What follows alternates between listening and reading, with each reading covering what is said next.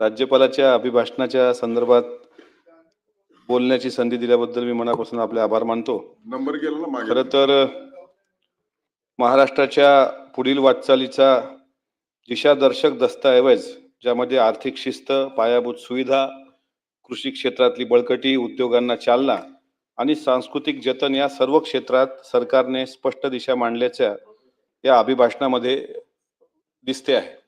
राज्याचे माननीय मुख्यमंत्री देवेंद्र फडणवीस साहेब, राज्याचे उपमुख्यमंत्री एकनाथराव शिंदे साहेब आणि ज्यांना आज महाराष्ट्र या अर्थसंकल्पीय अधिवेशनामध्ये मोठ्या प्रमाणात मिस करतोय आणि अर्थमंत्री म्हणून जे अर्थसंकल्प मांडणार होते ते राज्याचे दिवंगत उपमुख्यमंत्री आदरणीय अजितदादा यांच्या धोरणात्मक निर्णयांना महाराष्ट्राला गती देण्याचं काम या राज्यपालांच्या अभिभाषणामध्ये दिसून येतं.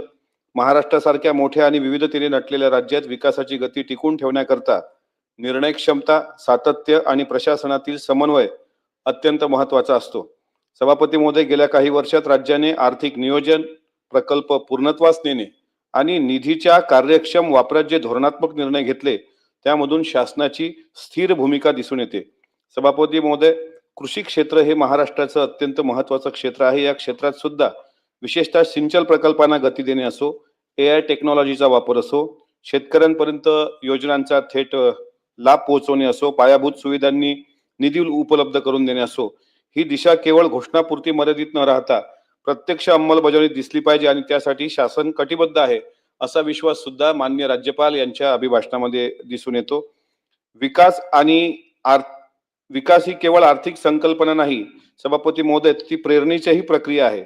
शासन जेव्हा कार्यक्षमतेला प्रोत्साहन देत असते त्यावेळेस समाजात सकारात्मक स्पर्धा निर्माण होते. म्हणून राज्याच्या वतीने कृषी, साहित्य, कला आणि क्रीडा या क्षेत्रात सुद्धा उल्लेखनीय योगदान देणाऱ्या लोकांचा आपण गौरव करतो.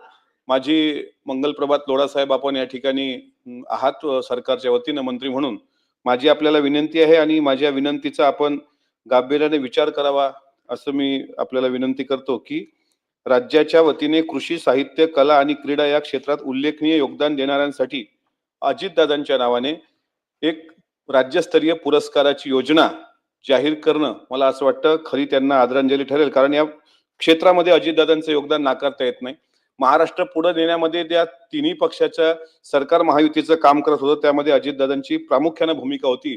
आणि आपल्याकडे जे कौशल्य विभाग हा लोढा साहेबांकडे आहे, त्या विभागाबद्दल अजितदादा प्रचंड आत्मीयता त्यांना होती. अनेकदा मी तुमच्या बाबतीतलं कौतुक हे दादांच्या तोंडून त्यांच्यासोबत प्रवासात असताना ऐकलेलं आहे, म्हणून याची नोंद घ्यावी अशी मी विनंती करतो. कारण हा सन्मान कोण्या व्यक्तीपुरता नाही, तर तो कार्यपद्धतीचा सन्मान आहे, तो निर्णय क्षमतेचा, सातत्याचा आणि परिणामकारक अंमलबजावणीचा सन्मान आहे.